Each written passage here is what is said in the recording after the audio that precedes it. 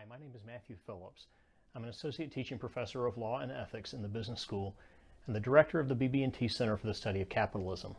I'm also a Wake Forest alumnus. I want to talk to you a little bit about the idea of personal compounding.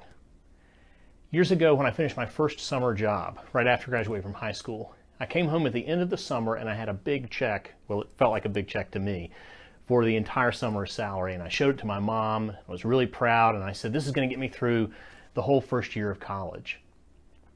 And she looked at me and said, no, you're going to save a lot of that. Now, as an 18-year-old, I was pretty unusual. Unusual people turn into college professors later, but I still wanted my money. So I said, no, I'm not going to save this. I'll wait till later. My mom, it turns out, was a banker by training, and so she sat down and quickly did a spreadsheet and showed me that if I saved that money now, it would pay much more returns because of the effect of compounding over time. Here's how that works. Compounding is really just the idea that as you save money, you not only get interest on the savings, you also get interest on the interest. And so that interest gathers up over time, just like your basic savings would, and magnifies the effect of time as you save. For instance, and this is basically what my mom's spreadsheet showed, if you start saving at age 25 and you save $2,500 a year, then by the time you're 65, you'd have about $900,000. If you start at age 35, because you're probably thinking 25 is too early to save, I still don't know what I'm really going to do in life, I'm at the beginning of a career, I don't have much extra money, I'll wait until 35. Well, first of all, I'll give you the disclaimer that you don't feel like you have more money when you're 35 either, but let's set that aside for the moment. If you say, I'll start saving when I'm 35, you could save twice as much money a year, $5,000 a year, and you would never catch up to the line that started at age 25, even if it was half as much money each year. Starting at age 35 and saving $5,000 a year, you'd end up with about $700,000 at age 65.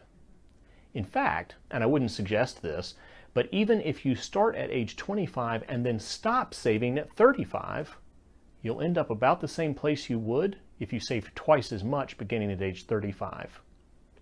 I'll leave a link at the end of the video to a spreadsheet where you can play with these numbers a little bit and see how they might fit you. But that's financial compounding, and it's not really the point of my video. I want to talk about personal compounding, making decisions that will pay a return for you and build as an investment over time in your life. Not the way you save your money, though that's important, but the way that you invest your time. Right after I finished law school, I decided I wanted to learn to be a pilot. I had a couple of friends who knew how to fly planes, and I thought that sounded really exciting. It was a huge investment, a lot of time and money in order to do flight training. But it's paid back over time. I get the fun of flying, and there's been compounding too. My family can fly with me. Flying is a way that I sometimes relate to business associates. I can show up places faster than other people might be able to. It's the way that my volunteer activity works. So I enjoy flying, but I also use it in order to volunteer, and I enjoy doing that. And so the compounding over time has been pretty significant. I'm not sure I would have guessed that when I started, but as I look back, I see that the compounding made it a much more valuable enterprise.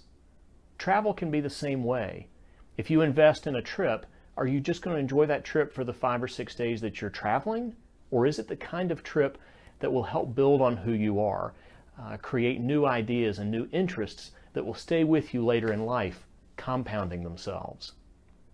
Of course, relationships are the same way. Are you investing in relationships that are going to be entertaining for a few weeks or months? Friendships where you'll enjoy hanging out and going to lunch during work, but not really much else? Or are you finding the kinds of relationships that will pay great returns over time as you become important parts of each other's lives? All of this, I think, comes down to a key feature of strategy: doing what you are uniquely positioned to do. That's at the core of what pro humanitate actually means. We'll talk about that in another video. But if you're doing precisely what you are positioned to do, what's unique about you, then I think it's much more likely your investments will pay great returns over time, and you'll see those returns compound